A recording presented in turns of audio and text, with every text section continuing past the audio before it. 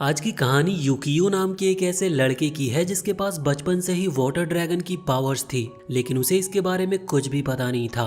तो ये कहानी बहुत पुराने टाइम से स्टार्ट होती है और हमें जानने को मिलता है कि समुद्र के बीच में 4 आइलैंड हैं, जिनमें से 3 आइलैंड के ऊपर ह्यूमंस रहते हैं और वो जो बचा हुआ एक आइलैंड है वहाँ पर 2 ड्रैगन रहते हैं, फायर ड्रैगन और वाटर ड्रैगन। वाटर ड्रैगन का काम लोगों को जिंदगी देना है और फायर ड्रैगन का काम उनसे जिंदगी लेना है।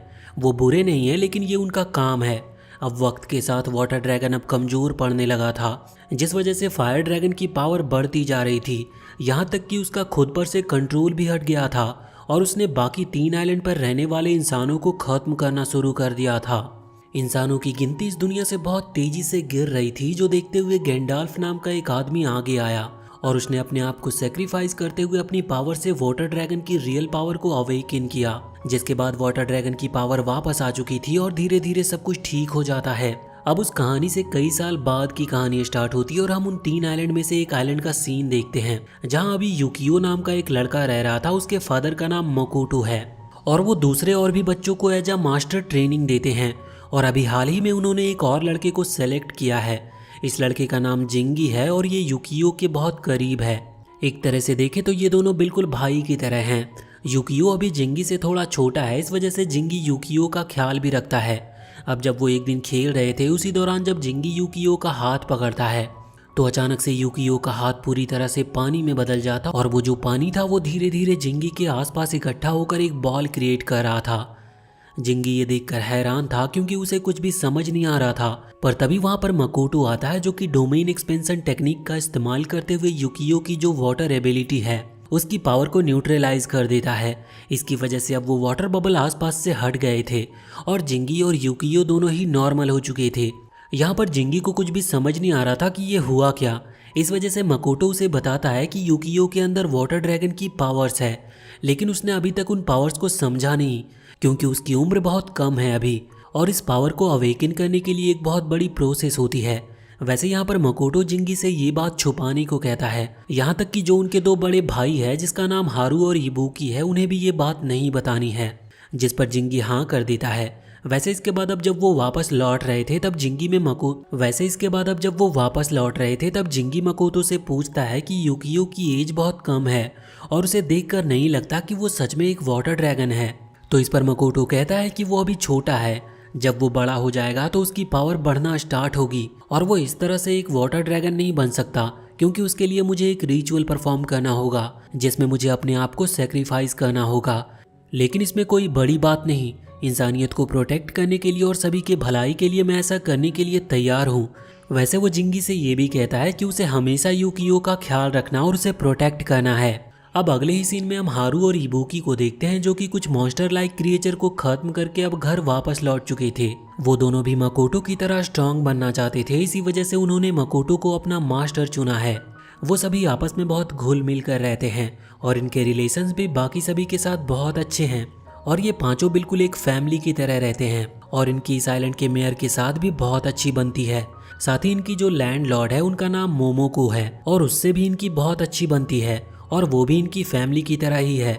अभी एक दिन हम देखते हैं कि हारू और इबुकी मास्टर को लेकर लड़ रहे थे। तभी मोमोको वहां पर आती है और कहती है कि उन्हें इस तरह से यूकियो के सामने नहीं लड़ना चाहिए, वरना यूकियो पर इसका गलत इंप्रेशन पड़ेगा। जिसके बाद वो दोनों लड़ना छोड़ देते हैं। वैसे अगले सीन में वो दोनों ही ट्रेनिंग कर रहे थे, जिस दौरान जिंगी वहां पर आता है और उनसे कहता है कि उन्हें थोड़ा रेस्ट भी कर लेना चाहिए। लेकिन इस पर वो दोनों ही रुक कर कहते हैं कि हमें रेस्ट करने की ना कहते हुए तुम्हें भी ट्रेनिंग करना शुरू करना चाहिए, जिससे कि तुम भी स्ट्रांग बन सको। वैसे भी तुम्हारी वाटर पावर बहुत अच्छी है। इस पर जिंगी कहता है कि हाँ ये तो है, लेकिन मैं बहुत स्पेशल हूँ, मुझे ट्रेनिंग करने की कोई ज़रूरत नहीं। पर तभी मकोटो वहाँ पर आता और उसे एक लात मारते हुए कहता है कि तुम्हें खुद को ज़्यादा स्ट्रांग नहीं समझना चाहिए, वरना तुम आगे नहीं बढ़ पाओगे। इस पर जिंगी को थोड़ा बुरा लगता है, क्योंकि वो बस ये बात मजाक में ही कह रहा था। अब यहाँ पर हारू अभी उस रिचुअल की बात करता है, जो कि परफॉर्म करके वाटर ड्रैगन के स्पिरिट को जगाया जा सकता है, और ऐसा वो खुद के ऊपर करने को कह रहा था। पर यहाँ पर मकोटो उसे मना कर देता और वो कहता है कि अभी तुम इसके लिए तैयार नहीं हो। पर वो लोग ये जानते हैं कि फायर ड्रैगन अब धीरे धीरे गुस्से में आ रहा है, क्योंकि उसे वाटर ड्रैगन की याद आ रही है। इसी वजह से वो फिर से अपने रैम्पेज मोड में आ जाएगा। साथ ही यहाँ पर मकोटो कह रहा था कि शायद जल्द ही फायर ड्रैगन अराटामा में बदल सकता है। अराटामा असल में बीस्ट का एक फॉर्म होता है, जिन बीस्ट को हम बाद में देखेंगे, और असल में हारू और इबुकी इसी तरह के बीस्टों को खत्म करते हैं। लेकिन अगर फायर ड्रैगन अराटामा बीस्ट में बदलता है तो उसकी पावर नॉर्मल अराटामा से बहुत ही ज़्यादा होगी। यहाँ पर अब ये लोग बात कर रहे थे कि उन्हें उस चौथे आइलैंड को सील करना होगा जहाँ पर वो फायर ड्रैगन रहता है, जिससे कि फ्यूचर में आने वाले खतरे के लिए वो पहले से तैयार हो पाएंगे। इस पर मकोटो भी हाँ करता है। वैसे अभी इबुकी मन में सोच रहा था कि फायर ड्रैगन धीरे धीरे वक्त के साथ और भी ज़्यादा स्ट्रांग बनते जा रहा है और उसके हिसाब से ये 4-5 लोग मिलकर उसे बिल्कुल भी नहीं रोक सकते। लेकिन यहाँ पर वो अपने मास्टर के खिलाफ कुछ कर भी नहीं सकता और बस चुपचाप खड़ा रहता है। अब तभी वहाँ पर मोमोको उनके लिए ड्रिंक लेकर आ गई थी। इस वजह से वो लोग इस टॉपिक पर बात करना बंद कर देते हैं। अब यहाँ से जो टाइम है वो थोड़ा जल्दी जल्दी कंटिन्यू होता है। हम देखते हैं कि वो लोग बहुत एंजॉय कर रहे थे। इसी तरह से कई हफ्ते बीत जाते हैं और उस दौरान हारू और इबुकी की ट्रेनिंग भी अच्छी चल रही थी। घर का काम भी सही चल रहा था और ये लोग मजे कर रहे थे। पर अब अचानक से एक दिन बहुत ही खतरनाक अर्थक्वेक आना स्टार्ट होता है। ये अर्थक्वेक वहाँ उस पूरे आइलैंड को हिला रहा था। वैसे ये आइलैंड अलग है और जिस आइलैंड पर फायर ड्रैगन रहता है वो आइलैंड अलग है, लेकिन फिर भी फायर ड्रैगन की वजह से यहाँ पानी के अंदर जो वेव क्रिएट हो रहे थे और उसी की वजह से इस आइलैंड तक को अर्थक्वेक का सामना करना पड़ रहा था। और अगर ऐसा ही चलता रहा तो इससे भारी नुकसान हो सकता है। इस वजह से मकोटो फैसला करता है कि वो फायर ड्रैगन को जाकर रोकेगा और उसे शांत कराएगा। और यहाँ पर वो हारू और इबुकी से घर पर सभी का ख्याल रखने की कहता है और वो अपनी तलवार और वेपन उठाकर वहाँ से चला जाता है। उसके जाने के कुछ घंटे बाद भी अर्थक्वेक रुका नहीं था, जिस वजह से अब और भी ज़्यादा प्रॉब्लम क्रिएट हो रही थी। और ये देखते हुए हारू और इबुकी फैसला करते हैं कि वो उस चौथे आइलैंड पर जाएंगे जहाँ पर वो फायर ड्रैगन रहता है। वैसे इन्हें नहीं पता था कि मकोटो का प्लान क्या है और वो अभी कर क्या रहा होगा, लेकिन फिर भी ये अपने मास्टर के बारे में ज़्यादा ना सोचते हुए सीधा उस चौथे आइलैंड पर आ जाते हैं। इन्हें जानने को मिलता है कि वो फायर ड्रैगन एक वोल्केनो के अंदर रहता है। उसकी पावर की वजह से ही वो वोल्केनो हिल रहा था और उसी के कारण अर्थक्वेक आ रहा था। वहाँ पर वो उस ड्रैगन को शांत कराने की कोशिश करते हैं, जिसके लिए ये अपनी एनर्जी का यूज कर रहे थे। धीरे धीरे वो वोल्केनो शांत होता जा रहा था, पर अचानक से जब फायर ड्रैगन को गुस्सा आता है तो वोल्केनो इरप्ट होना स्टार्ट हो जाता है और जिस प्रॉब्लम को ये रोकने के लिए आए थे वो और भी ज़्यादा बढ़ जाती है, क्योंकि इससे कई नुकसान हुए थे। पहली चीज़ कि इससे फायर ड्रैगन को गुस्सा आ गया था, वो अपने रैम्पेज फॉर्म में आ गया था। दूसरी तरफ वहाँ अर्थक्वेक की मात्रा और भी ज़्यादा बढ़ने लगी थी। साथ ही अब वोल्केनो को इरप्ट होते देख सभी आइलैंड वाले डर रहे थे। इस वजह से वो लोग आइलैंड को छोड़कर जाने का फैसला करते हैं। उसी दौरान हम यूकियो और जिंगी को देखते हैं। जिंगी अभी किसी तरह से यूकियो को बचाना चाहता था। इस वजह से वो चाहता था कि वो यूकियो को इस आइलैंड से बाहर निकाले। अब वापस से हम यहाँ उस चौथे आइलैंड पर आते हैं, जहाँ पर हम देखते हैं कि हारू और इबुकी अभी उस ड्रैगन से फाइट कर रहे थे, लेकिन अब वो ड्रैगन रैम्पेज मोड में आ गया था और उसकी पावर के सामने ये दोनों टिक नहीं पाते, जिस वजह से वो ड्रैगन बड़े ही आराम से इन्हें नीचे फेंकते जा रहा था। यहाँ पर इन दोनों की हालत खराब हो चुकी थी और अब इन्होंने मान लिया था कि ये लोग यहाँ से जिंदा बचकर नहीं जा सकते। साथ ही वो ड्रैगन भी अभी गुस्से में इनके ऊपर हमला करने वाला था, लेकिन इतने में ही मकोटो वहां पर आ जाता और वो सिचुएशन को कुछ हद तक संभाल लेता है। यहाँ पर वो उन दोनों से उस आइलैंड को छोड़कर जाने को कहता है, क्योंकि अब उसे ही फायर ड्रैगन को शांत करना होगा। अब वैसे तो वो दोनों वहां से नहीं जाने वाले थे, लेकिन मकोटो उनसे कहता है कि ये लाइफ एंड डेथ की सिचुएशन है और अगर उन्होंने यहाँ पर बचपना दिखाया तो इससे बाकी आइलैंड के लोग भी मारे जाएंगे। अब यहाँ पर हारू और इबुकी दोनों को ही मकोटो की बात माननी पड़ती है और वहां से जाना पड़ता है। कुछ देर के बाद वो फायर ड्रैगन शांत होता है और जब वो वापस से वोल्केनो के पास आते हैं तो इन्हें वहां पर मकोटो की डेड बॉडी मिलती है। अगले सीन में ये लोग अभी फ्यूनरल में थे, जहां पर मकोटो को शांति मिलने की बात की जा रही थी और सभी उसकी बहादुरी के लिए उसकी तारीफ कर रहे थे। वो दुखी भी थे, मगर तभी वहां पर एक वकील आता है जो कि मकोटो की वसीयत लेकर आया था। अब हमें ये तो पता था कि जो यूकियो है वो असल में मकोटो का बेटा है, तो यहाँ पर वो जो वकील पेपर लेकर आया था उसमें लिखा हुआ था कि मकोटो चाहता है कि यूकियो टाउन में जाकर, मतलब कि बड़े हाईटेक सिटी में जाकर पढ़े। अब ये सुनकर मोमोको और बाकी लोग हैरान थे। उन्हें समझ नहीं आ रहा था कि मकोटो ऐसा क्यों चाहता था, पर अब जब ऐसा लिखा जा चुका है इस वजह से उन्हें इस पर हाँ करनी पड़ती है। अगले सीन में हम देखते हैं कि वो वकील वहाँ एक शिप में यूकियो को ले जा रहा था। जिंगी अभी उस आइलैंड पर से उसे देख रहा था, लेकिन उसे भी कुछ समझ नहीं आया था कि आखिर उसके मास्टर चाहते क्या थे। पर वो ये बात जानता है कि यूकियो असल में एक वाटर ड्रैगन है, जिस वजह से मास्टर यानी कि मकोटो ने जो कुछ भी किया है वो बहुत सोच समझ कर किया होगा। वैसे मकोटो ने उसे सिर्फ 15 साल होने तक के लिए शहर में भेजा था और जैसे ही वो 15 साल का होगा वो वापस से उस आइलैंड पर लौट आएगा। अब तब तक के लिए यहाँ पर जिंगी सोच रहा था कि वो क्या करे, लेकिन तभी उसे याद आता है कि मकोतो एक रिचुअल के बारे में बात कर रहा था जिससे कि यूकियो अपने रियल यानी कि वाटर ड्रैगन फॉर्म में वापस आ सकता है। और अब जब मकोतो नहीं रहा तो इसका मतलब वो रिचुअल किसी और को परफॉर्म करना होगा। वो ये बात किसी को बता नहीं सकता, इस वजह से वो उस रिचुअल को खुद ही सीखने का डिसाइड करता है। इसके बाद अब वो मकोतो के रूम में आ गया था जहाँ पर आकर उसे बहुत सारी पुरानी किताबें मिलती है। वो धीरे धीरे उन सभी किताबों को पढ़ता है जिसके बाद उसे उनमें से कई सारी जानकारियाँ मिल गई थी। वहाँ पर उसे ये बात भी जानने को मिलती है कि बहुत टाइम पहले एक लीजेंडरी हार्मिंट जिसका नाम गैंडाल्फ था, उसने खुद को सैक्रिफाइस करते हुए वाटर ड्रैगन को बचाया था। और वही सेम रिचुअल की बात मकोतो कर रहा था। उस रिचुअल के दौरान जो आदमी उस रिचुअल को परफॉर्म करता है उसकी जान चली जाती है क्योंकि उसे खुद को सैक्रिफाइस करना होता है। ये सुनकर जिंगी बहुत डर गया था। वैसे भी अभी उसकी उम्र बहुत कम है, इस वजह से ये सारी बातें उसके सर के ऊपर से जा रही थी, लेकिन उसे अपने मास्टर पर भरोसा था, इस वजह से वो उन किताबों को पढ़ रहा था। उसे कई सारी ऐसी किताबें मिलती है जो कि खुद मकोतो ने लिखी थी, जिसके अंदर उस रिचुअल के बारे में थोड़ा आसान भाषा में लिखा हुआ था। पर जब जिंगी उसे पढ़ता है तो उसे लगता नहीं कि सच में ये पॉसिबल है, लेकिन फिर भी वो भरोसा करते हुए फैसला करता है कि वो इन सभी रिचुअल को परफॉर्म करेगा क्योंकि अब आइलैंड को बचाने का सिर्फ एक ही रास्ता है। वैसे इसके बाद अब उसने अपनी लाइफ को बहुत ही मजे से जीना शुरू कर दिया था क्योंकि वो ये बात जानता था कि उसकी लाइफ का और कोई मकसद नहीं है, उसे बस इस रिचुअल को सीखना है और इसे लास्ट में परफॉर्म करना है और उसके बाद उसे मर जाना है।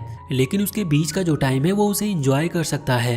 अब यहाँ से समय बहुत तेजी से आगे चलता है और सीधे 10 साल बीत जाते हैं। इसका मतलब अब यूकियो लगभग 15 साल का हो चुका होगा। तो यहाँ अभी इसी आइलैंड पर मोमोको और वो वकील बात कर रहे थे, जहाँ पर हमें जानने को मिलता है कि अब यूकियो के वापस आने का टाइम हो चुका है। लेकिन ये बात अभी जिंगी ने सुन ली थी, इस वजह से वो वहाँ पर आता है और कहता है कि यूकियो को लेने के लिए वही जाएगा। अगले सीन में हम यूकियो को देखते हैं जिसे एक लेटर मिलता है कि उसे वापस घर आ जाना चाहिए। वैसे अब 10 साल करीबन बीत चुके हैं, जिस वजह से यूकियो को ज़्यादा कुछ याद नहीं, पर उसमें लिखा था कि उसे अपने आइलैंड पर लौटकर आना होगा। अब रात हो चुकी थी तो वो सो गया था। नींद में वो आज फिर से खुद को पानी के अंदर पाता है क्योंकि उसे ये सब सपने बार बार आते हैं और इसी वजह से अब उसे इनकी आदत हो गई थी, बल्कि उसे तो अब इसमें मजा आने लगा था। लेकिन तभी एक हाथ उसे बाहर की तरफ खींचता है, जिसके बाद उसकी नींद खुल जाती है और वो देखता है कि कमरा धीरे धीरे हिल रहा है जैसे कि अर्थक्वेक आ रहा हो, लेकिन वो इस पर ज़्यादा ध्यान नहीं देता। अगले दिन हम देखते हैं कि उसे सर्टिफिकेट मिलता है क्योंकि उसने अपनी ग्रेजुएशन कंप्लीट कर ली थी। वैसे इसके बाद अब जब वो बाहर आ रहा था तभी उसकी मुलाकात उसकी टीचर से होती है, जो कि उससे कह रही थी कि उन्होंने सुना है कि अब वो वापस अपने आइलैंड पर जा रहा है। वो पूछती है कि क्या तुम इस चीज़ से खुश हो, जिस पर यूकियो कहता है कि हाँ, उसे ज़्यादा कुछ फर्क नहीं पड़ता और वो होप करता है कि वहाँ के लोग भी यहाँ की तरह अच्छे होंगे। वैसे अभी बाहर आते वक्त वो थोड़ा सा दुखी था क्योंकि भले ही वो 10 साल से यहाँ पर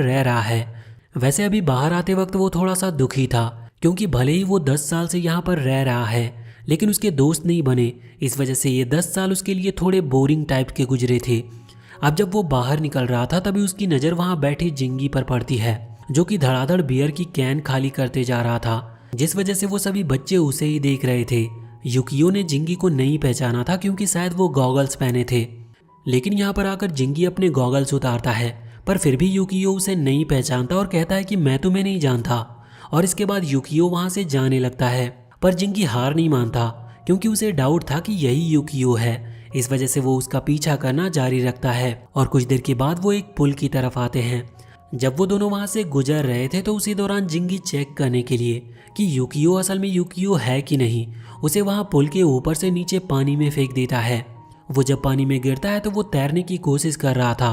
अब यहाँ पर दो चीज़ें हैं, यूकियो एक वाटर ड्रैगन है लेकिन फिर भी उसे तैरना नहीं आता, और दूसरी चीज़ ये है कि उसकी स्कूल ड्रेस बहुत ही ज़्यादा भारी है। इस वजह से वो थोड़ा बहुत हाथ पैर चला भी रहा था तो भी पानी के ऊपर नहीं आ पा रहा था। लेकिन अब अचानक से वो पानी के अंदर गोल गोल घूमना स्टार्ट कर देता है, जो वो खुद नहीं कर रहा था, ये सब अपने आप ही हो रहा था। अब ये चीज़ देखते हुए बाहर जिंगी को कंफर्म हो जाता है कि हाँ, ये यूकियो ही है। इस वजह से वो अपने स्पेल के थ्रू उसे पानी से बाहर ले आता है और खुद भी पानी के ऊपर खड़े होते हुए यूकियो से कहता है कि क्या तुमने मुझे पहचाना, लेकिन वो उसे अभी भी पहचाना नहीं था। लेकिन अब जिंगी को ये बात पता चल चुकी है कि वो यूकियो ही है। इस वजह से जिंगी अपने पास से एक सूटकेस खोलता है और उसमें यूकियो को पैक करता है और वहाँ से सीधा ही बोट पर ले आता है, जो कि पैसिफिक ओशियन के बिल्कुल बीच में थी। यहाँ पर अभी यूकियो हैरान था कि वो किडनैप हो चुका है, लेकिन जिंगी उससे कहता है कि ऐसा कुछ भी नहीं है। वो उसे बताता है कि वो उसे आइलैंड पर वापस ले जाने के लिए आया है, जिस वजह से यूकियो समझ जाता है कि जिंगी को उन्हीं लोगों ने भेजा है जिन लोगों ने उसे लेटर भेजा था। वैसे यहाँ पर जिंगी अपने बारे में बताता है कि जब वो दोनों छोटे थे तब वो दोनों भाई की तरह थे, लेकिन यूकियो को कुछ भी याद नहीं था। अब अगले सीन में वो लोग उस आइलैंड पर पहुंच चुके थे जहाँ पर मोमोको और वो मेयर उनका इंतजार कर रहे थे। यहाँ पर वो उनका स्वागत भी करते हैं, लेकिन यूकियो उन्हें बताता है कि उसे उन दोनों के बारे में ज़्यादा कुछ याद नहीं है। लेकिन इस पर वो दोनों कहते हैं कि चिंता की कोई बात नहीं, उसे धीरे धीरे सब कुछ याद आ जाएगा। अब इसके बाद वो सीधा ही घर पर आ गए थे, जहाँ पर जिंगी यूकियो को उसके फादर की फोटोग्राफ दिखाता है जिसमें उनकी पूरी फैमिली थी। लेकिन यूकियो उसके खुद के फादर को भी नहीं जानता था। इस वजह से सबसे पहला डाउट उसके मन में यही आया था कि ये फ़ोटो शायद फ़ोटोशॉप की गई है। यहाँ पर जिंगी और बाकी लोग यूकियो को बताते हैं कि उसके जो फादर थे वो एक मास्टर थे, वो कई सारे स्टूडेंट्स को ट्रेन करते थे, उनके पास कई सारी पावर्स भी थी और यूकियो के पास भी ऐसी पावर है जिन्हें उसे मास्टर करना है। यूकियो के लिए ये सब मानना थोड़ा मुश्किल था। वैसे इसके बाद वो अपनी मदर के बारे में पूछता है, जिस पर वो लोग बताते हैं कि उन्हें कुछ भी नहीं पता, क्योंकि जब यूकियो और उसके फादर यानी कि मकोतो यहाँ आए थे तब वो दोनों अकेले थे और ना जाने क्यों पर इन लोगों ने कभी यूकियो की मदर के बारे में कुछ पूछा नहीं। यूकियो को ये चीज़ थोड़ी सी अजीब लगती है, लेकिन अब वैसे भी वो यहाँ पर आ चुका है और उसके पास और कोई चारा नहीं है, इस वजह से वो यहीं पर रुकने का फैसला करता है। वैसे इसके बाद अब वो वापस अपने रूम में लौट रहा था। जिंगी भी यहाँ पर उसका पीछा करता है, लेकिन जिंगी को अभी यूकियो का बिहेवियर थोड़ा सा अलग लग रहा था, क्योंकि वो बचपन में कभी इतना चुप चुप नहीं रहता था। वो यहाँ पर यूकियो के कमरे में आकर उससे इसकी वजह पूछता है, जिस पर यूकियो बताता है कि ऐसा इस वजह से है क्योंकि जब मैं वहाँ मेनलैंड में गया था तभी एक दिन हम सभी स्टूडेंट को एक हॉट स्प्रिंग वाली जगह पर ले जाया गया, जहाँ पर जो बाकी बच्चे थे वो यूकियो का मजाक उड़ा रहे थे, जिस वजह से उसे गुस्सा आया और वो जैसे ही चीखा तो वहाँ का पानी अपने आप ही हवा में उड़कर उस बच्चे को उठा लेता है जो उसका मजाक उड़ा रहा था। और ऐसा हर बार होता था जब भी उसे किसी पर गुस्सा आता था। इसी वजह से किसी को चोट ना लगे इसलिए यूकियो ने खुद को बाकी लोगों से दूर रखा और इसी वजह से अब उसे ज़्यादा इमोशंस फील नहीं होते। वैसे इसके बाद जब यूकियो पीछे मुड़कर देखता है तो वो नोटिस करता है कि जिंगी उसकी बात पर ज़्यादा ध्यान नहीं दे रहा। अब यूकियो थोड़ा सा बोर हो रहा था, इस वजह से वो तुरंत ही वहाँ से बाहर की तरफ आ जाता है और उस आइलैंड पर घूमने लगता है। रास्ते में उसकी मुलाकात आराटामा नाम के उसी क्रिएचर से होती है जो कि अभी बहुत ही अजीब बिहेव कर रहा था। यहाँ जब वो आया था तब उसने आराटामा बीस्ट को देखा था, लेकिन तब वो बड़ा क्यूट था। अब अचानक से ये आराटामा वहाँ पानी में गिर जाता है, जिसके बाद पानी में एक ब्लास्ट होता है और उसके अंदर से एक मास्क की तरह एक फिश टाइप की चीज बाहर निकलती है जो कि बड़ी अजीब लग रही थी। अब वो जो भी चीज थी वो यहाँ पर यूकियो पर हमला करने वाली थी, लेकिन उसके हमला करने से पहले ही जिंगी वहाँ पर आता है और उसे बचाकर वहाँ से उड़ते हुए ले जाने लगता है। रास्ते में वो यूकियो को बताता है कि इनको आराटामा कहते हैं और ये लोगों के इमोशंस के हिसाब से बिहेव करते हैं। वैसे अब उस आराटामा ने अपना असली रूप बना लिया था और वो बहुत ही खतरनाक किसी मॉन्स्टर की तरह लग रहा था और अब वो उनका रास्ता भी रोक लेता है। यूकियो यहाँ पर जिंगी से कहता है कि अब हम क्या करेंगे, जिस पर जिंगी कहता है कि उसे चिंता करने की कोई ज़रूरत नहीं और इतना कहते हुए वो अपने डोमेन एक्सपेंशन टेक्निक का इस्तेमाल करके उस आराटामा को ब्लास्ट कर देता है। ये देखकर यूकियो बहुत ही ज़्यादा हैरान था, लेकिन तभी अचानक से वो आराटामा बीस्ट फिर से क्रिएट हो जाता है और अपने नॉर्मल रूप में आ जाता है। अभी भी वो बहुत ज़्यादा खतरनाक लग रहा था और इन पर हमला करने वाला था, लेकिन उसी समय जिंगी अचानक से यूकियो को आराटामा के पास धक्का दे देता है, जिस वजह से यूकियो आराटामा के पेट में चला गया था और यहाँ पर अब वो पानी के अंदर था। उसे बड़ी घबराहट हो रही थी, इसकी वजह से उसकी पावर्स एक्टिवेट हो जाती है जिस पर उसका कंट्रोल नहीं था, जिस वजह से वो आराटामा ब्लास्ट कर जाता है। अभी यूकियो अपनी पावर कंट्रोल नहीं कर पा रहा था, जिसके कारण वो जिंगी पर भी हमला कर देता है, लेकिन जिंगी ने बहुत ही आसानी से उसकी पावर को मैनेज कर लिया था। यूकियो को लग रहा था कि शायद जिंगी उस पर गुस्सा करेगा क्योंकि उसने जिंगी के ऊपर हमला किया, लेकिन जिंगी कहता है कि उसे चिंता करने की जरूरत नहीं है, उसका भी अपने पावर पर कंट्रोल नहीं है। यूकियो सोच रहा था कि वो सच में इस पावर को कंट्रोल कर भी पाएगा कि नहीं। इस पर जिंगी कहता है कि उसे चिंता करने की जरूरत नहीं, अगर वो ट्रेनिंग करे तो ऐसा वो कर सकता है। जिसके बाद जिंगी यूकियो के शर्ट पर धीरे से पंच करता है, जिस वजह से यूकियो को याद आता है कि जब वो छोटा था तब भी जिंगी सेम ऐसा ही करता था। दूसरी तरफ हम देखते हैं कि अभी वो आराटामा जो कि यूकियो ने डिस्ट्रॉय किया था वो ले एनर्जी में कन्वर्ट हो जाता है और उसके बाद वहाँ पर छोटे छोटे अराटामा बीस्ट में कन्वर्ट हो जाता है। अगले दिन हम देखते हैं कि यूकियो बैठकर प्रैक्टिस कर रहा था, तभी वहाँ पर जिंगी आता है। यूकियो उससे कहता है कि मुझे नहीं लगता कि मैं कुछ कर पाऊंगा, क्योंकि मुझे तो कुछ समझ में नहीं आ रहा मैं बैठे बैठे क्या कर रहा हूँ। इस पर जिंगी कहता है कि तुम्हें कुछ करना नहीं है, बस तुम्हें ले एनर्जी पर ध्यान लगाना है। यूकियो को कुछ भी नहीं पता था कि आखिर ये ले एनर्जी होती क्या है। अब इसके बाद जिंगी उसे समझाता है कि एक वाइटल एनर्जी होती है जो कि ज़मीन के अंदर फ्लो करती है, और बड़े लेवल के मास्टर इसका यूज करते हैं अपनी पावर को सर्कुलेट करने के लिए, और साथ ही साथ इस तरह की अराटामा बीस्ट और कुछ पावरफुल क्रिएचर से लड़ने के लिए। अगर यूकियो इस एनर्जी को समझ लेता और इसे कंट्रोल करना सीख जाता है तो वो भी इन अराटामा बीस्ट से आसानी से लड़ सकता है। अब यूकियो को ज़्यादा कुछ तो समझ नहीं आया था, पर फिर भी वो प्रैक्टिस करना शुरू कर देता है।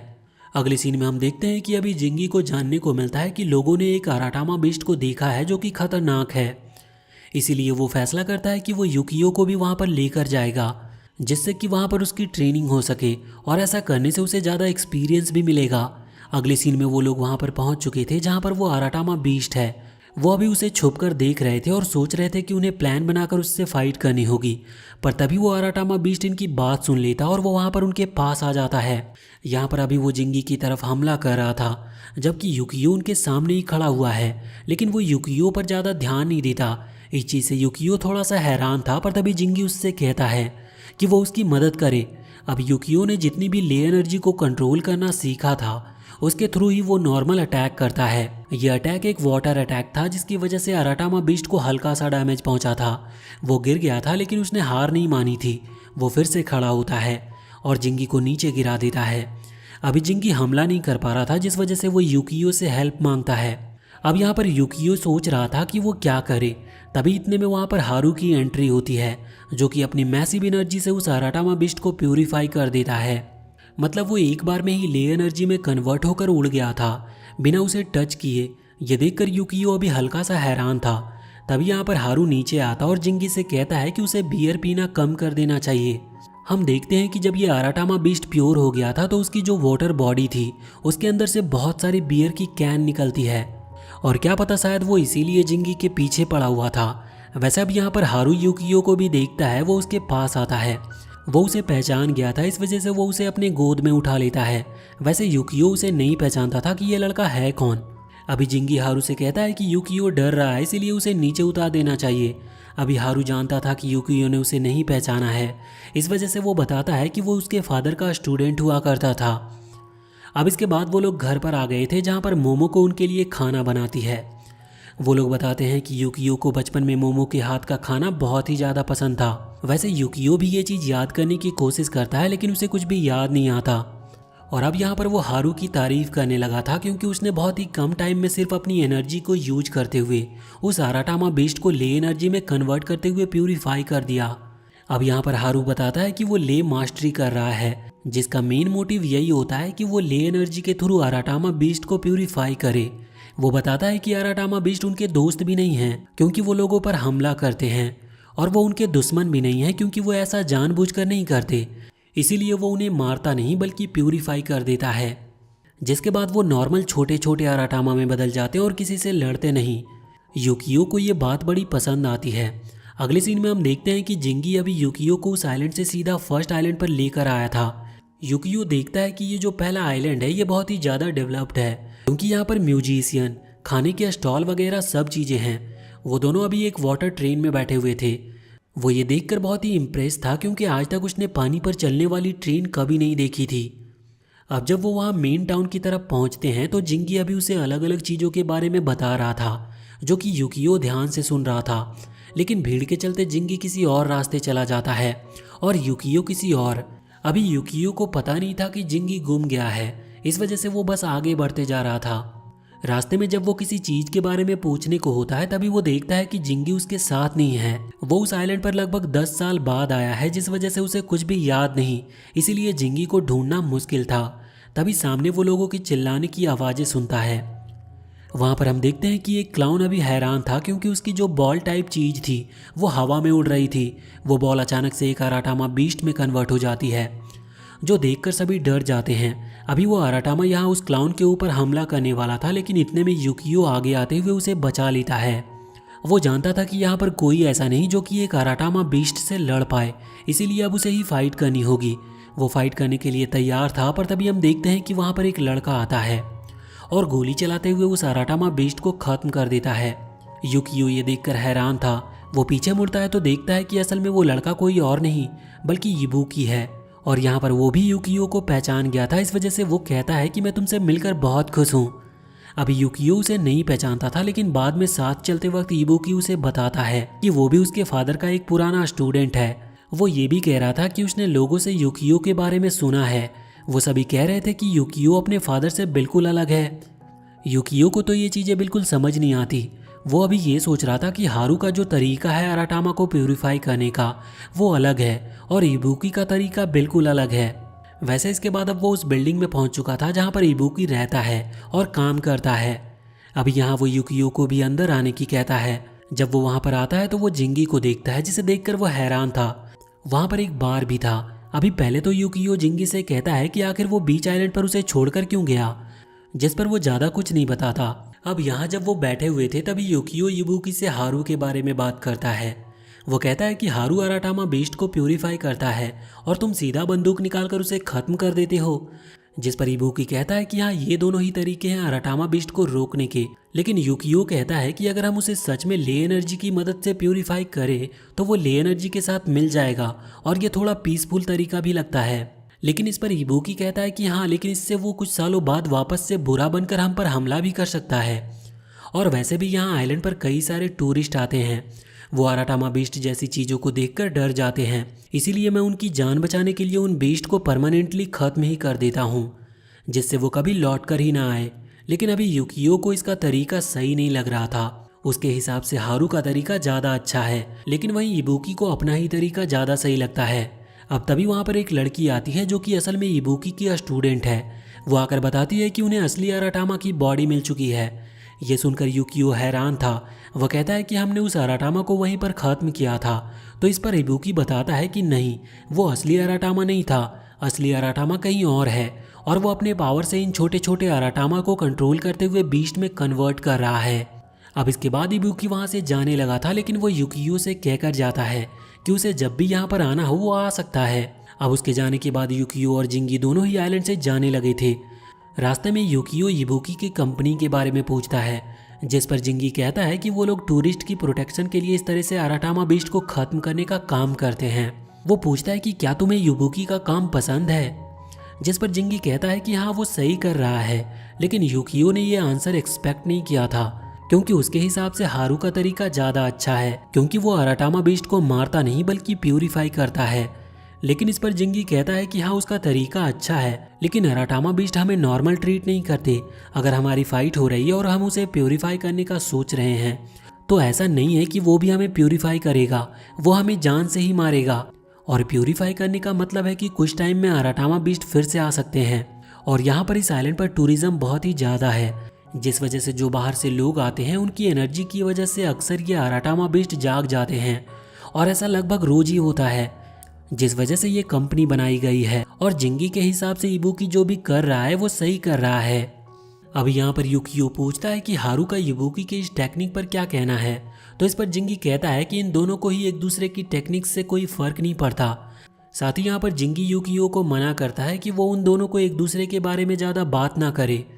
युकियो थोड़ा सा हैरान था। वो कहता है कि ऐसा क्यों, जबकि वो दोनों ही उसके फादर के स्टूडेंट हैं और लगभग भाई की तरह हैं। लेकिन इस पर जिंगी कोई ज़्यादा साफ जवाब नहीं देता। अब वो आगे बढ़ने लगे थे, तभी युकियो नोटिस करता है कि वो कुछ वहाँ इबुकी की बिल्डिंग में भूल आया है। इस वजह से वो जिंगी को आगे जाने को कहता है और खुद उस बिल्डिंग की तरफ जाने लगता है अपनी चीज़ वापस लेने के लिए। वैसे युकियो ने अभी जिंगी को जाने को इसीलिए कहा क्योंकि वो पहले भी इस तरह से आइलैंड पर अकेला घूम चुका है। इस वजह से उसे अब डर नहीं लगता। जब वो आगे बढ़ रहा था तो यही सोच रहा था कि हारू का तरीका सही है या फिर इबुकी का। लेकिन तभी अचानक से जमीन हिलने लगती है और लोगों के चीखने की आवाज़ आती है। वो तुरंत ही उस डायरेक्शन में भागता है तो देखता है कि लोग एक अराटामा बीस्ट से डरकर भाग रहे हैं। वहाँ पर एक और लड़का था जो कि असल में इबुकी का साथी है। यहाँ पर वो लोगों से दूर हटने को कह रहे थे, तभी वो अराटामा बीस्ट सामने आ जाता है। युकियो को समझ नहीं आ रहा था कि वो क्या करे, लेकिन फिर वो अपनी एनर्जी का यूज करता है उस पर हमला करने के लिए। उसे याद आता है कि इबुकी का मानना है कि आराटामा बीस्ट किसी को भी इंजर्ड करने से पहले एक बार भी नहीं सोचते और इसीलिए उसे लगता है कि उन्हें खत्म करना ही सही है। यहाँ पर युकियो की एनर्जी कुछ काम नहीं आती। वो आराटामा बीस्ट अभी भी पूरी तरह से ठीक था, लेकिन इतने में ही इबुकी के बहुत सारे लोग वहाँ पर आते हैं और उसके ऊपर गोली चलाना शुरू कर देते हैं।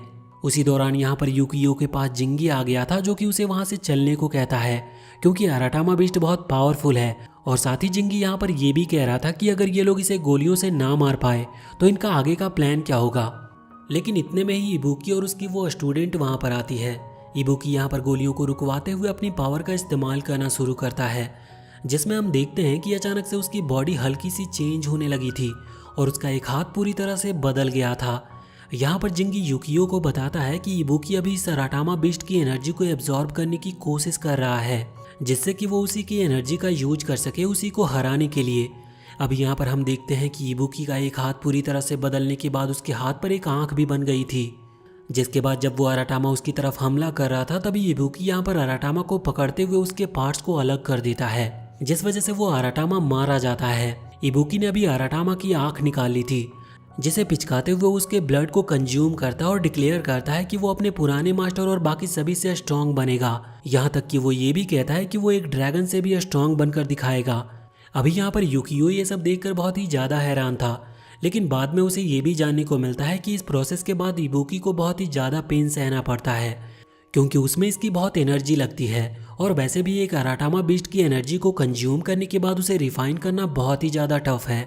अब इसके बाद हम देखते हैं कि अगले ही दिन वो लोग थर्ड आइलैंड पर आ गए थे और ये वो आइलैंड है जहाँ पर हारू और उसके स्टूडेंट रहते हैं। वहाँ पर ज़्यादातर जंगल ही जंगल है, इस वजह से जिंगी को वहाँ पर आना बिल्कुल भी पसंद नहीं था, क्योंकि वहाँ पर वाईफाई भी नहीं होती और ना ही कोई गर्ल्स है जिससे वो बात कर सके। वैसे अभी वो यहाँ पर इसीलिए आया था क्योंकि युकियो ने उससे रिक्वेस्ट की थी। वो चाहता था कि वो हारू से मिले और साथ ही उसके जो स्टूडेंट हैं उसके साथ वो दोस्ती करे। अब तभी वहाँ पर हारू के 2 स्टूडेंट आ जाते हैं। वैसे जिंगी उन दोनों को ही पसंद नहीं करता और वो दोनों भी जिंगी को बिल्कुल पसंद नहीं करते, क्योंकि उन्हें जिंगी का नेचर और कैरेक्टर दोनों ही बिल्कुल नहीं पसंद। अब यहाँ पर वो युकियो को लेकर आ रहे थे और उसे आसपास की जगह के बारे में बता रहे थे। वैसे आसपास सिर्फ जंगल ही जंगल था, लेकिन अब वो लोग एक श्राइन टेम्पल के पास आ जाते हैं जहाँ पर 2 स्टैचू रखे हुए थे। वो बताते हैं कि ये दोनों स्टैचू अलग अलग ड्रैगन के हैं और ये उन्होंने वाटर ड्रैगन और फायर ड्रैगन के लिए बनाए हैं। अभी युकियो ड्रैगन के बारे में जानना चाहता था, जिस वजह से वो उसे उसी आइलैंड की तरफ पॉइंट करते हुए बताते हैं कि ये 4th आइलैंड है जहाँ पर वो ड्रैगन रहा करते हैं। वो यहाँ पर उसे वो स्टोरी भी बताते हैं जब फायर ड्रैगन को गुस्सा आया था और उसने हमला किया था। वो पूरी कहानी बताते हुए ये भी बताते हैं कि युकियो के फादर ने इस चीज़ के लिए अपनी जान दे दी थी। अभी युकियो को याद आता है कि इबुकी कह रहा था कि वो ड्रैगन से ज़्यादा स्ट्रांग बनेगा। वो समझ जाता है कि वो ज़रूर फायर ड्रैगन की बात कर रहा था, मगर युकियो को अभी कुछ भी याद नहीं। वो सोचता है कि उसे कुछ तो याद होना चाहिए था। अगर सच में इतनी बड़ी तबाही हुई थी और जब वो यहीं था तो कुछ तो मेमोरी होगी उसके पास। लेकिन जब वो सोचने की कोशिश करता है तब उसे सिर्फ पानी ही दिखाई देता है। अब यहाँ वो आगे बढ़ने वाला था, तभी वो देखता है कि अभी जिंगी हारू के उन दोनों स्टूडेंट से कह रहा है कि यहाँ पर कहीं बियर नहीं मिलती। साथ ही वो उन्हें साथ में चलने को भी कहता है और ड्रिंक करने को कहता है। उसी समय वहाँ पर हारू आ गया था, जिसे जानने को मिलता है कि युकियो अभी उसी से मिलने के लिए आया है, इसीलिए वो उसको अपने घर पर लेकर आता है। जहाँ पर जब वो बैठे थे तो हारू पूछता है कि आखिर तुम मुझसे क्या बात करना चाहते थे। युकियो कहता है कि अभी वो कुछ ही टाइम पहले फर्स्ट आइलैंड पर गया था जहाँ वो इबुकी से मिला। वैसे तो हारू इबुकी के बारे में कोई भी बात करना नहीं चाहता था, लेकिन फिर भी अब युकियो कह रहा है तो वो सुनता है। युकियो कहता है कि उसने देखा कि इबुकी किस तरह से एक आराटामा को पिस्टल के थ्रू खत्म करता है, तो वो यहाँ पर हारू से उसका ओपिनियन पूछता है। इस चीज पर हारू कहता है कि वो इसके बारे में ज्यादा नहीं सोचता, उसे इबुकी के तौर तरीकों से कोई मतलब नहीं।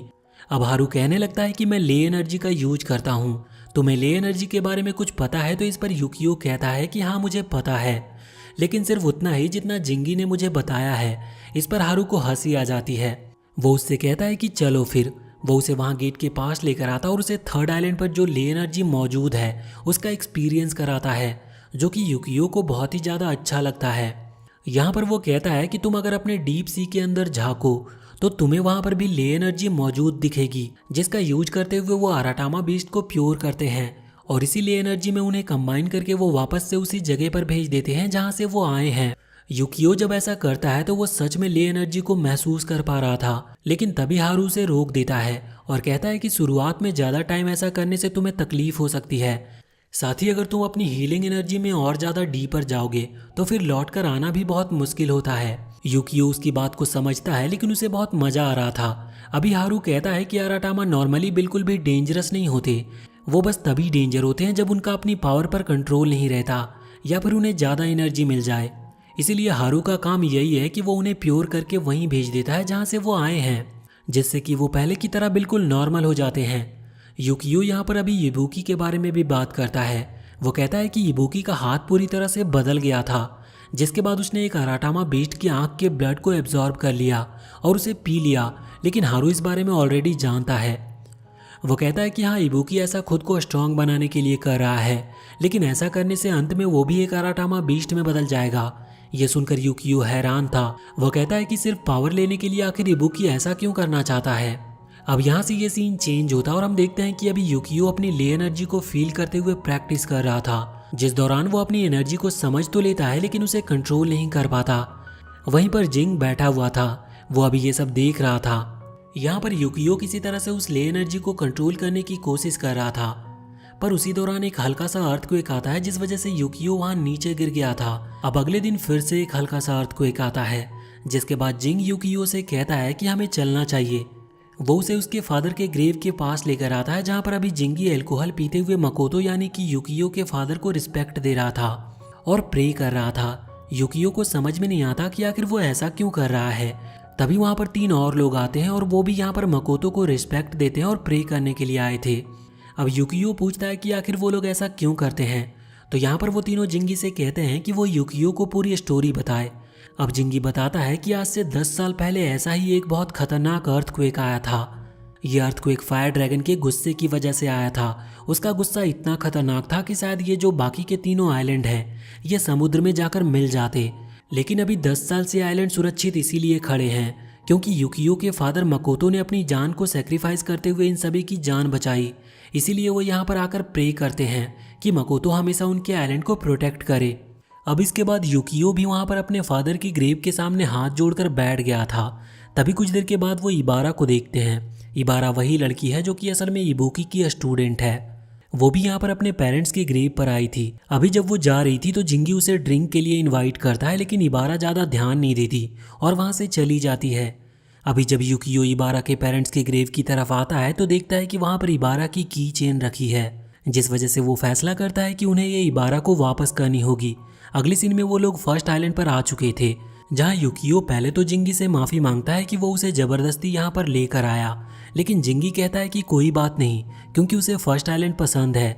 इसके बाद अब जब वो वहाँ उस बिल्डिंग में पहुँचते हैं जहाँ पर इबुकी काम करता है तो उन्हें इबुकी मिलता है, लेकिन अब वो वहाँ से आगे बढ़ जाते हैं और यहाँ पर आकर उसी लड़के से मिलते हैं जिन्हें उन्होंने उसे आराटामा वाले इंसिडेंट पर देखा था। इस लड़के का नाम मकीतो है। ये इनका वेलकम करता और यहाँ पर युकियो और जिंगी उससे कहते हैं कि उनके पास इबारा की वो चेन है, इसीलिए वो उसे चेन लौटा दे। लेकिन इस पर मकीतो कहता है कि वो खुद ही वो चेन उसे क्यों नहीं दे देते।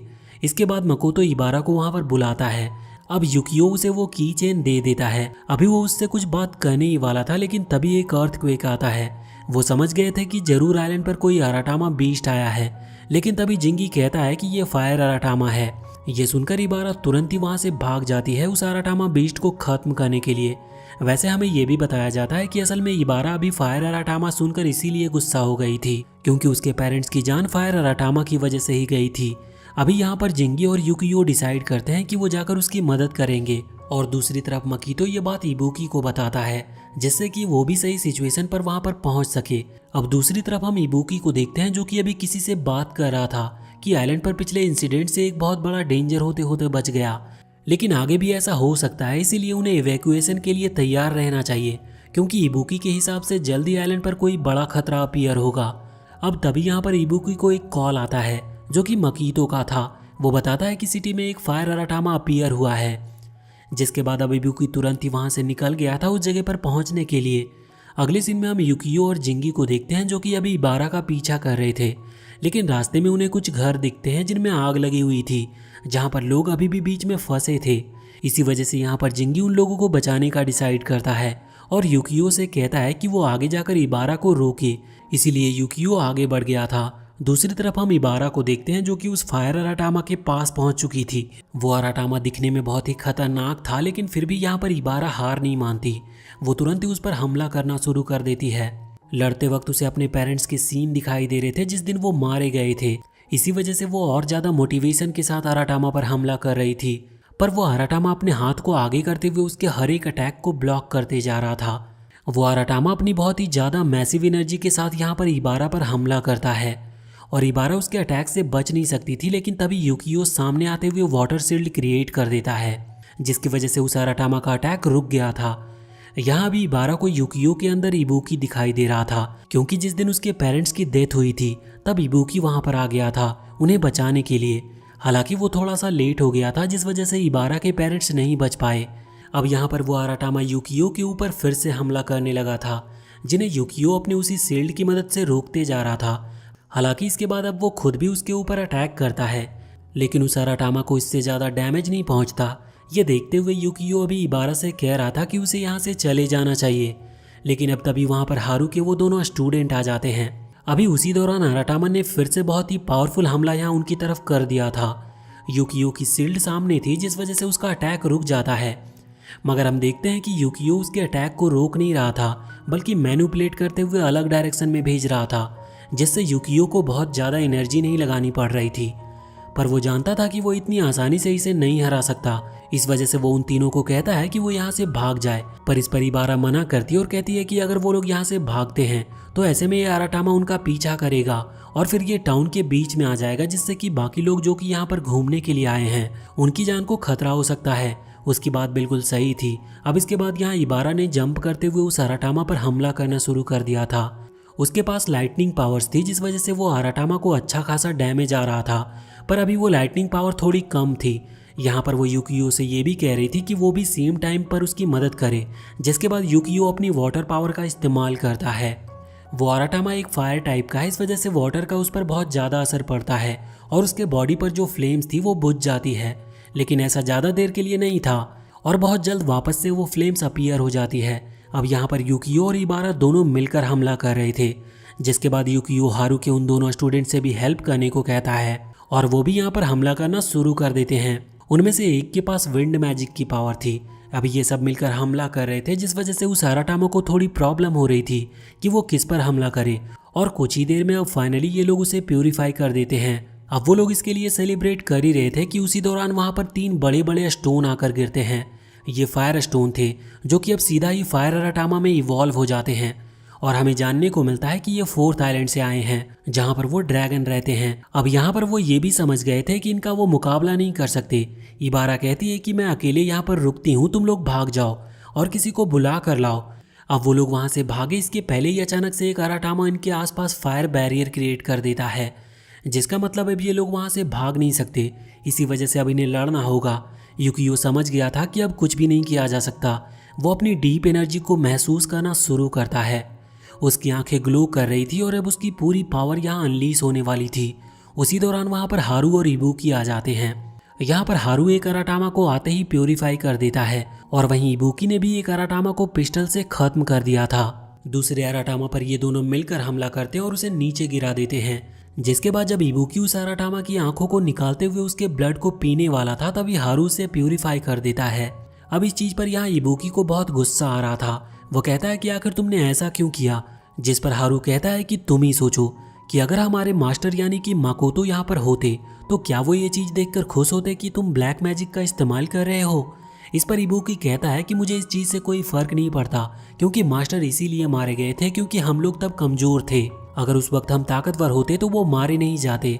अब तभी हम देखते हैं कि वो अराटामा फिर से खड़ा हो गया था और वो यहाँ पर इन पर हमला करने वाला था, लेकिन तभी हारू अपने विंड मैजिक से उसके कुछ पार्ट्स को डिस्ट्रॉय कर देता है। अब यहाँ पर उस अराटामा बीस्ट की जो आंख थी वो नीचे गिर गई थी। अभी इबुकी उसे लेकर उसके ब्लड को कंज्यूम करने वाला था, पर तभी हारू से रोक देता है और अब वो दोनों में लड़ाई शुरू हो गई थी वहाँ पर, जिस दौरान जिंगी वहाँ पर आता है और छुपकर उस आंख को प्यूरिफाई कर देता है। इसके बाद अब वो यूकियो के पास आ गया था। यहाँ पर आने के बाद वो उन दोनों से कहता है कि उन्हें शर्म नहीं आ रही, वो अपने स्टूडेंट के सामने लड़ रहे हैं। ये सुनकर अब वो रुक जाते हैं। यहाँ पर अभी भी हारू का यही मानना था कि इबुकी को ब्लैक मैजिक का यूज नहीं करना चाहिए क्योंकि ये चीज मकोतो को बिल्कुल पसंद नहीं थी, पर इबुकी को इससे कोई फर्क नहीं पड़ता। इसके बाद अब वो दोनों ही वहां से चले गए थे। हम देखते हैं कि अभी बाद में इबारा, युकियो और हारू के वो दोनों स्टूडेंट मिलते हैं और उनकी एज लगभग सेम थी, इसीलिए यहाँ पर इबारा युकियो को अपना नंबर दे रही थी जिससे कि वो कांटेक्ट में रह सके। अब वैसे तो हारू के वो दोनों स्टूडेंट्स और इबुकी के स्टूडेंट इबारा, इनके बीच में ज्यादा बनती नहीं, लेकिन फिर भी वो लोग यहाँ पर दोस्ती कर लेते हैं और चारों अपना नंबर एक दूसरे के साथ शेयर करते हुए एक ग्रुप बना लेते हैं।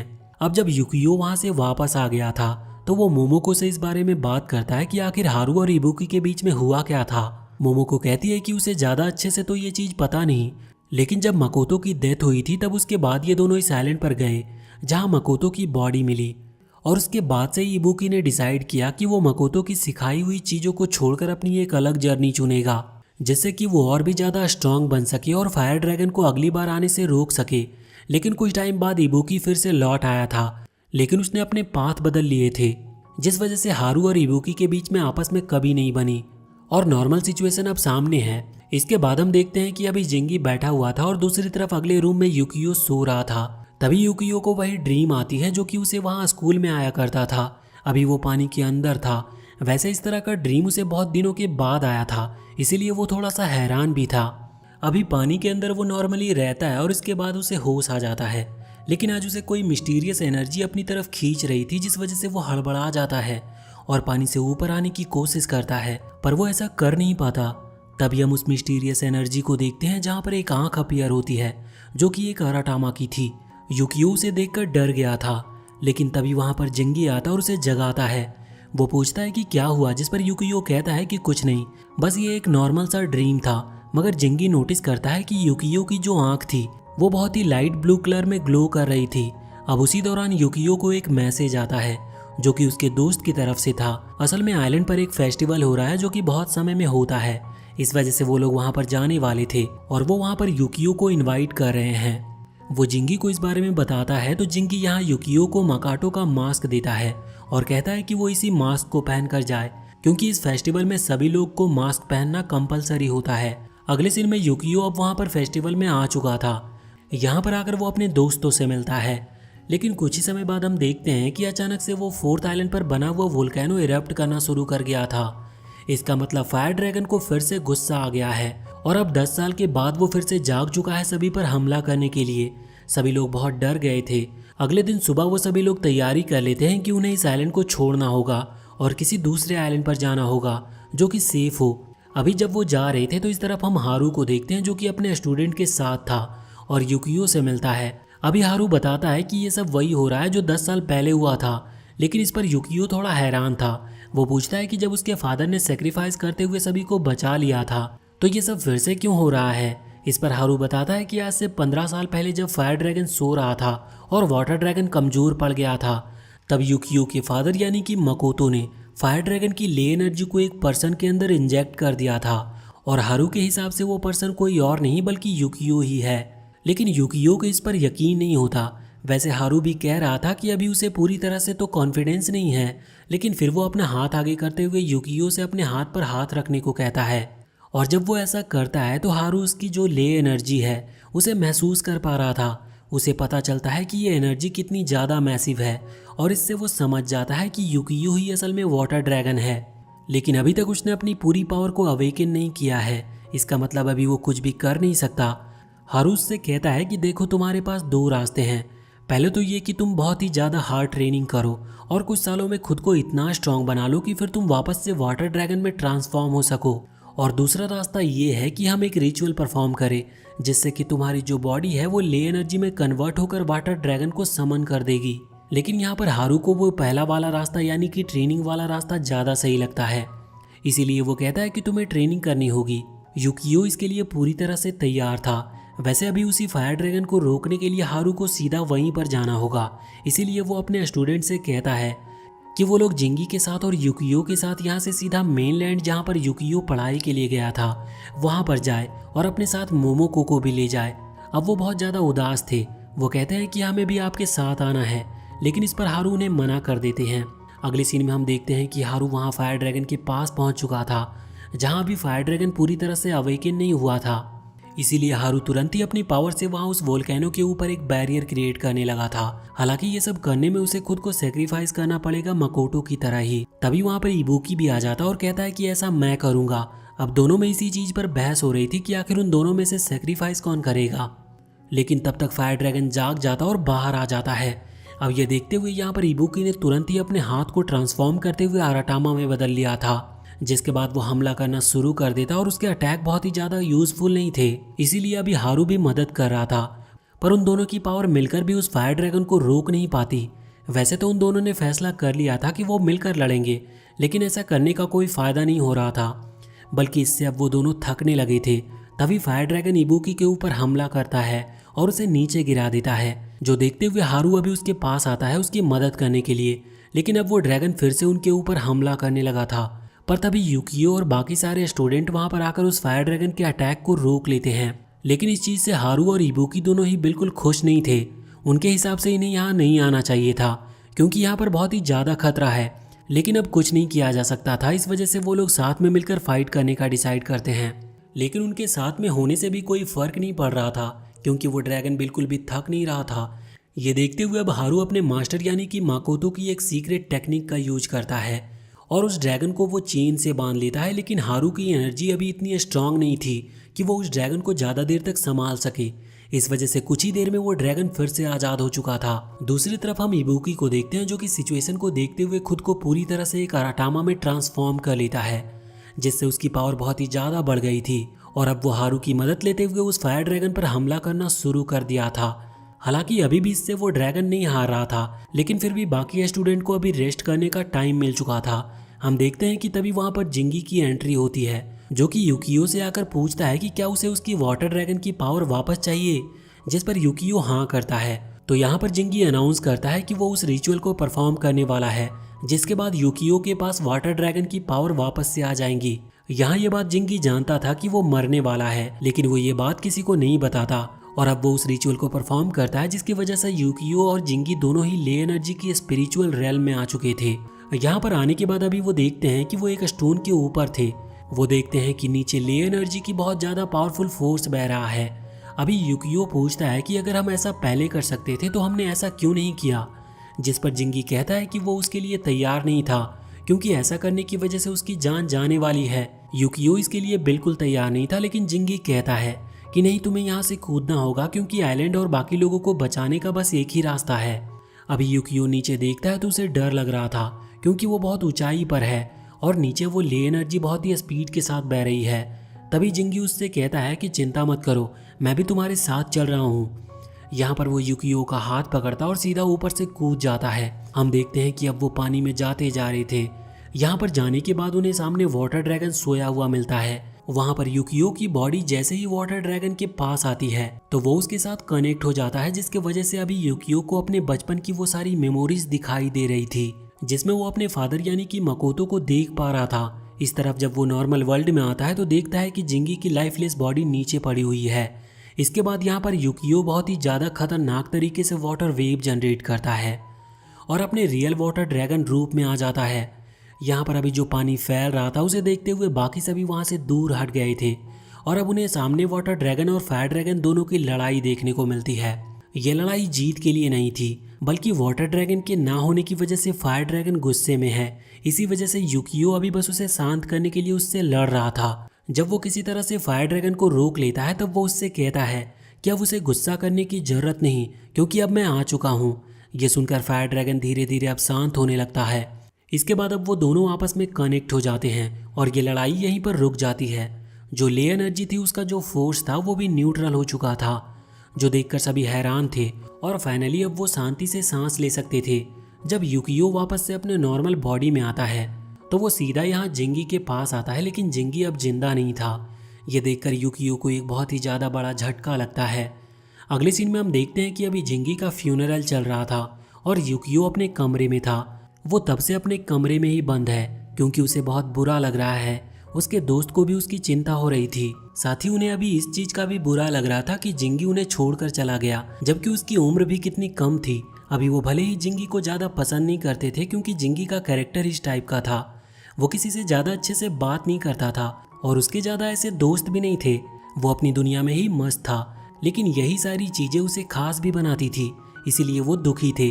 अब यहाँ पर हम देखते हैं कि मोमो को युकियो के पास आती है और उससे कहती है कि उसे आखिरी बार जिंगी से मिल लेना चाहिए, लेकिन युकियो वहाँ नहीं जाना चाहता था क्योंकि वो अभी सिर्फ खुद को ही कोस रहा है। वो कहता है कि अगर वो स्ट्रांग होता तो जिंगी को कभी भी उसकी वाटर ड्रैगन की पावर को एक्टिवेट करने के लिए खुद की जान नहीं देनी पड़ती।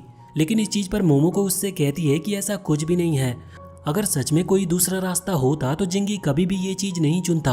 वैसे भी उसके पास सोचने के लिए बहुत टाइम था, पर उसने ये चुना, इसका मतलब यही लास्ट ऑप्शन था। अब युकियो बात मान लेता है लेकिन वो अंदर नहीं जाता। कुछ देर बाद हम देखते हैं कि एक छोटी अराटामा जो कि डेंजर नहीं होते, वो वहां से उड़ते हुए सीधा उसी रूम की तरफ जा रही थी जहां पर जिंगी है। युकियो उस अराटामा के पीछे आता है।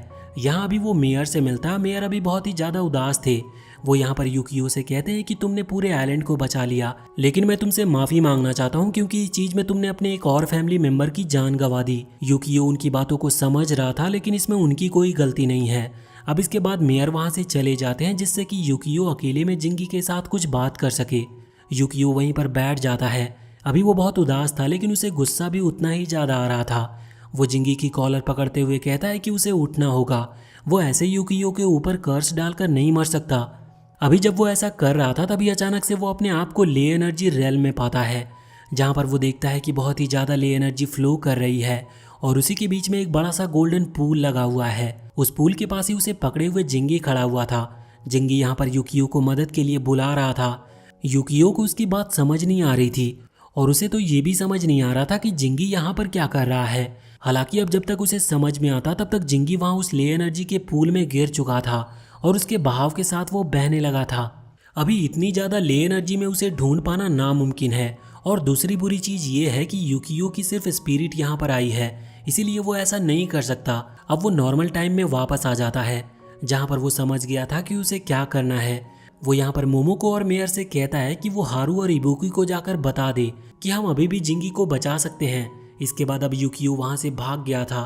वो भागते हुए जाकर वाटर ड्रैगन में ट्रांसफॉर्म होता है और सीधा फोर्थ आइलैंड पर जाकर उस वोल्केनो के अंदर जंप कर देता है, जिसकी वजह से वोल्केनो पर लगा हुआ वो बैरियर टूट चुका था और अब युकियो की बॉडी रियल ले एनर्जी रियल में आ चुकी थी। यहाँ पर वो देख रहा था कि वो जिंगी को कहाँ ढूंढे, लेकिन वहाँ पर बहुत एनर्जी थी जिस वजह से जिंगी को ढूंढ पाना लगभग नामुमकिन था। मगर वो हार नहीं मानता, वो घूमता रहता है। कुछ देर के बाद उसे अपने ही फादर यानी कि माकोतो की सोल मिलती है। वो ये देखकर बहुत ही हैरान था। पहले तो वो उसे पहचाना ही नहीं था, लेकिन माकोतो उसे देखते ही पहचान गया था। वो उसे अपने बारे में बताता है, जो सुनकर युकियो हैरान हो जाता है। वहाँ पर वो बहुत बातें करते हैं, जहाँ पर माकोतो बताता है कि उसने 10 साल के लिए युकियो को वहाँ मेनलैंड मतलब कि उस स्कूल वाली जगह पर इसीलिए भेजा था जिससे कि युकियो कुछ सीख सके और उसे ये समझ में आ सके कि नॉर्मल ह्यूमन किस तरह से अपना जीवन बिताते हैं, क्योंकि यहाँ आइलैंड पर ये चीजें समझ पाना नामुमकिन था। अब कुछ देर तक बात करने के बाद युकियो यहाँ पर जिंगी के बारे में बताता है और कहता है कि वो यहाँ जिंगी को ढूंढने आया है, क्या उसमें माकोतो उसकी मदद कर सकता है। जिस पर माकोतो कहता है कि बिल्कुल, जब जिंगी की सोल यहाँ पर आई थी तभी उसने एक फॉर्मेशन टाइप टेक्निक का यूज करके उसकी सोल पर कुछ पार्टिकल्स लगा दिए थे, जिनसे माकोतो को पता चल सकता है कि आखिर जिंगी कहाँ पर है। अब इसके बाद वो दोनों ही वहाँ से निकल पड़ते हैं जिंगी को ढूंढने के लिए। अभी रास्ते में युकियो को तकलीफ हो रही थी, लेकिन माकोतो को बिल्कुल तकलीफ नहीं हो रही थी क्योंकि वो 10 साल से यहाँ पर रह रहा है, जिस वजह से उसे यहाँ रेल में आसपास जाना बहुत आसान लगता है। वैसे एक और बात कि अगर जिंगी यहाँ पर रहा तो वो ले एनर्जी में बदल जाएगा, लेकिन 10 साल से माकोतो ले एनर्जी में इसीलिए नहीं बदला क्योंकि वो फायर ड्रैगन को रोकना चाहता था, जिस वजह से उसने खुद को ले एनर्जी में कन्वर्ट नहीं होने दिया। अब यहाँ पर वो दोनों जब आगे बढ़ रहे थे तभी दूसरी तरफ हम वहाँ बाहर इबुकी को देखते हैं। बाकी सभी भी ये चीजें समझ चुके थे कि युकियो वाटर ड्रैगन बनकर फोर्थ आइलैंड की तरफ निकल गया है, इसीलिए अब ये लोग भी सीधा उसी डायरेक्शन में निकल जाते हैं। वहाँ उस आइलैंड पर पहुंचने के बाद हारू अभी एक कनेक्शन फॉर्मेशन क्रिएट कर रहा था, जिसकी वजह से एक पोर्टल ओपन होता है जो कि अभी वहाँ ले एनर्जी रेल में कनेक्ट था। वैसे उसे ऐसा इसीलिए करना पड़ा क्योंकि वोल्केनो के ऊपर से वो फॉर्मेशन हट गया है जो कि उस वोल्केनो को ले एनर्जी से कनेक्ट करता था। इसका मतलब युकियो नॉर्मली वहाँ से बाहर नहीं आ सकता। दूसरी तरफ अभी हम युकियो को देखते हैं जो कि माकातो के साथ वहाँ ले एनर्जी के बीच जिंगी को ढूंढने की कोशिश कर रहा था। कुछ देर के बाद उन्हें जिंगी ले एनर्जी में डूबता हुआ दिखता है, जिसके बाद वो आगे बढ़ते हुए उसे बचा लेते हैं। अभी युकियो यहाँ जिंगी को देखकर बहुत ही ज़्यादा खुश था। जिंगी भी अपने मास्टर यानी कि माकोतो को देखकर बहुत ही ज़्यादा खुश और हैरान भी था। अब इन्हें वापस लौटना था, लेकिन क्योंकि फॉर्मेशन डिस्ट्रॉय हो चुका है जिस वजह से ये उस फॉर्मेशन के थ्रू वापस नहीं निकल सकते। पर तभी यूकियो को वहाँ दूर एक तारा चमकते हुए दिखता है। वो समझ गए थे कि जरूर ये बाहर के लिए रास्ता है। भले ही यूकियो को नहीं पता कि ये हारू ने क्रिएट किया है, लेकिन वो समझ गया था क्योंकि वही वहाँ सबसे अजीब चीज थी। अब जब वो दोनों आगे बढ़ने लगते हैं तो मकातो यहाँ यूकियो और जिंगी से कहता है कि अब तुम दोनों को ही फायर ड्रैगन को संभालना है, मेरा काम अब यहीं पूरा होता है। और इसके बाद वो उन दोनों को ही बाय कहते हुए ले एनर्जी में कंबाइन हो जाते हैं और ये दोनों वहां से निकल पड़ते हैं सीधा उसी पोर्टल की तरफ। अब जब वो यहाँ पर एक पोर्टल के पास पहुंच गए थे तो तभी इबुकी वहां से अपने हाथ को अराटामा में कन्वर्ट करते हुए आगे बढ़ाता है, जिससे कि वो यूकियो और जिंगी को बाहर निकाल सके। लेकिन यूकियो का हाथ फिसल जाता और वो पीछे की तरफ गिर जाता है, जिस वजह से वो अचानक से एक दूसरे डायमेंशन में पहुंच गया था जहां पर फायर ड्रैगन की सोल मौजूद थी। यहाँ पर वो सोल नहीं चाहती थी कि यूकियो फिर से उसे छोड़कर जाए, लेकिन यूकियो उसे समझाता है कि अब वो वाटर ड्रैगन होने के साथ साथ एक ह्यूमन भी है, जिस वजह से उसे अपनी लाइफ एक ह्यूमन की तरह भी कंटिन्यू रखनी होगी। वो फायर ड्रैगन को समझाता है कि वो जल्दी वापस लौट कर आएगा, जिस पर फायर ड्रैगन मान जाता और उसे जाने देता है। अभी यूकियो वापस से वहाँ ले एनर्जी रेल में आ चुका था, जहाँ पर फिर से एक बार इबुकी हाथ आगे बढ़ाता है और ये लोग हाथ पकड़ लेते हैं और वहाँ से बाहर आ जाते हैं।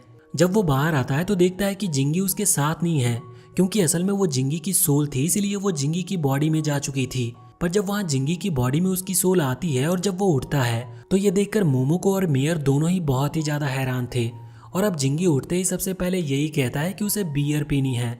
वहीं दूसरी तरफ यूकियो खुश होते हुए सभी से पहले माफी मांगता है, क्योंकि उसकी वजह से वो सभी चिंता कर रहे थे, लेकिन सभी बहुत ही ज्यादा खुश भी थे। और वैसे भी उसी की वजह से जिंगी की जान जो बची थी। अभी यहाँ पर हारू और इबुकी नोटिस करते हैं कि उन दोनों को ही जिंगी की बहुत ज्यादा चिंता थी और यूकियो को भी। इस वजह से वो दोनों ही समझ गए थे कि वो अपने परिवार की चिंता करते हैं और उन्हें अपने पुराने दिन याद आते हैं जब वो बिल्कुल भाई की तरह थे। इसी वजह से अब वो अपनी दुश्मनी भुला लेते हैं। हम देखते हैं कि कुछ ही टाइम बाद इबुकी ने अब ब्लैक मैजिक का यूज करना भी छोड़ दिया था और वो वापस से मकाटो के सिखाए हुए रास्ते पर आ गया था।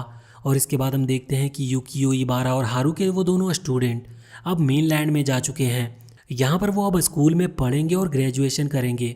और इसी के साथ ये एनिमे सीरीज यहीं पर खत्म होती है। तो वीडियो अगर पसंद आई हो तो चैनल को सब्सक्राइब करके बेल आइकन जरूर दबा लें और कमेंट सेक्शन में हमें बताएं कि आपको ये वीडियो कैसी लगी।